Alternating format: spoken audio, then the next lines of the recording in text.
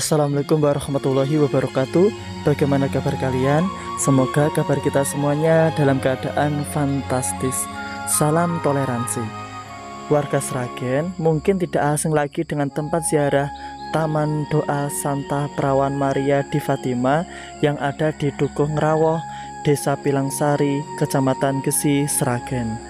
Tempat itu merupakan kawasan kegiatan rohani yang dibangun dan ditata oleh umat Katolik Paroki Sragen. Sejumlah warga lebih sering menyebut tempat doa tersebut dengan Taman Doa Ngrawoh. Ngrawoh merupakan nama dukuh. Selain itu, di dalam Paroki Sragen memiliki sejumlah lingkungan, salah satunya lingkungan Ngrawoh. Nama kiasan Ngrawoh sendiri berarti ngarah uwoh. Ngarah uwoh bahasa kiasan untuk meyakinkan umat supaya berduyun-duyun berdoa hingga mengarah ke satu titik atau mengarah ke buah, yang berarti doanya dapat berbuah atau terkabul. Wallahu a'lam. Perencanaan yang dibuat panitia pembangunan Taman Doa Santa Perawan Maria Ngrawoh ini berlandaskan perlindungan gereja Paroki Sragen pada Santa Perawan Maria di Fatima. Paroki Sragen berkeinginan untuk membangun tempat ziarah Bunda Maria dengan tipikal Fatima, yang mana Bunda Maria menampakkan diri kepada 3 orang anak gembala di suatu padang di Cova da Iria, Fatima, Portugal pada tanggal 13 Mei dan juga 13 Oktober tahun 1917.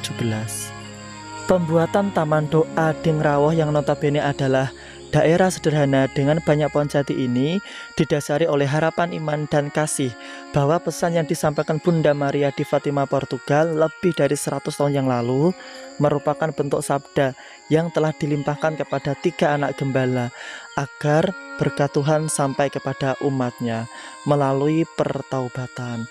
Wallahu a'lam. Beberapa situs yang ada di Taman Doa Santa Perawan Maria di Fatima Ngrawoh meliputi banyak komplek. Yuk kita bahas satu-satu. Yang pertama ada Taman Getsemani. Di sini diperlihatkan replika batu yang digunakan Yesus di Taman Getsemani untuk berdoa tepat di malam sebelum Yesus Kristus disalibkan. Yang kedua ada prosesi jalan salib. Ada juga area yang bisa digunakan untuk ibadah jalan salib, ibadah mengenang penderitaan Yesus Kristus dalam perjalanan menuju penyalibannya di Golgota. Ibadah ini terdiri dari beberapa perhentian, yang masing-masing perhentiannya menggambarkan peristiwa tertentu dalam sengsara Yesus dengan urutan sebagai berikut. Yesus dihukum mati, kemudian Yesus memanggul salib, Yesus jatuh untuk pertama kali, Yesus berjumpa dengan ibunya Maria, dan selanjutnya Yesus ditolong oleh Simon dari Kirene untuk memanggul salibnya. Kemudian ada Veronica mengusap wajah Yesus. Yesus jatuh untuk kedua kalinya, Yesus berjumpa dengan perempuan-perempuan Yerusalem, Yesus jatuh untuk ketiga kalinya, Yesus menanggalkan pakaiannya, Yesus disalibkan di Bukit Golgota, Yesus wafat di kayu salib, Yesus diturunkan dari salib, dan pada akhirnya Yesus dimakamkan. Bahkan ada replika gua tempat Yesus dimakamkan lengkap dengan kain kafan touringnya. Yang ketiga ada kolam pertobatan. Kolam tobat dapat merujuk pada sakramen tobat, di mana umat Katolik mengakui dosa mereka kepada imam, menerima absolusi atau pengampunan, dan melakukan penitensi sebagai bentuk pertobatan. Kolam ini terinspirasi atau mengingat kembali kisah dalam Injil tentang kolam Bethesda, di mana orang sakit disembuhkan setelah masuk ke dalam kolam yang digerakkan malaikat. Bisa jadi kolam taubat melambangkan penyucian spiritual. Yang keempat ada lingkaran tak berujung. Dalam lingkaran tak berujung berdiri patung Bunda Maria. Sesudah memasuki kolam pertobatan, barulah kita memasuki lingkaran tak berujung. Artinya bahwa setelah kita menyadari kesalahan kita dan dibersihkan dari kesalahan dan dosa kita, barulah diperkenankan menghadap Sang Bunda Maria. Di sana juga dilengkapi patung 3 anak gembala, yaitu Lucia dos Santos, Jacinta Marto, dan juga Francisco Marto.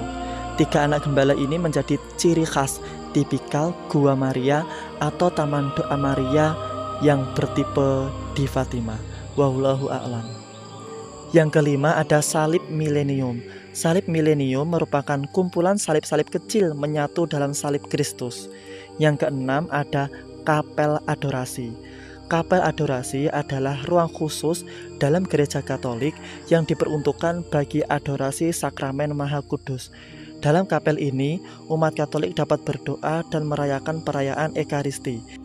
Di kapel adorasi, umat Katolik melambungkan puji-pujian dan juga syukur. Lalu, apakah hubungan penampakan Bunda Maria di Fatima, Portugal dengan taman doa yang ada di Ngrawah? Yuk langsung saja kita bahas. Pada 13 Mei 1917, kejadian luar biasa terjadi kepada 3 anak gembala dari desa Fatima yang ada di Portugal. Mereka adalah Lucia dos Santos, Francisco Marto, dan juga Jacinta Marto melihat penampakan Bunda Maria di Taman Gembala yang ada di Fatima. Bunda Maria memberikan pesan kepada mereka agar mereka berdoa rosario pada bulan Mei dan juga Oktober. Bunda Maria juga memberikan beberapa nubuat pada Lucia dos Santos. Taman doa Maria tipe Fatima biasanya dilengkapi dengan patung ketiga anak gembala.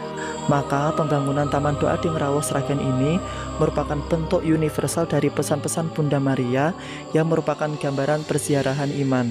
Dibangunnya Taman Doa Santa Perawan Maria Fatima di Ngrawah Sragen menggambarkan bagaimana perziarahan hidup orang beriman melalui pertobatan dalam jiwa dan roh yang seutuhnya agar bisa mendapatkan pengampunan dari Tuhan. Oleh karena itu, tempat ziarah ini diberi nama Taman Doa Santa Perawan Maria di Fatima, Ngrawah. Wallahu a'lam. Semoga bermanfaat. Anggap aja informasi ini sebagai kita belajar sejarah dan juga toleransi. Wallahu a'lam. Semoga bermanfaat. Wassalamualaikum warahmatullahi wabarakatuh.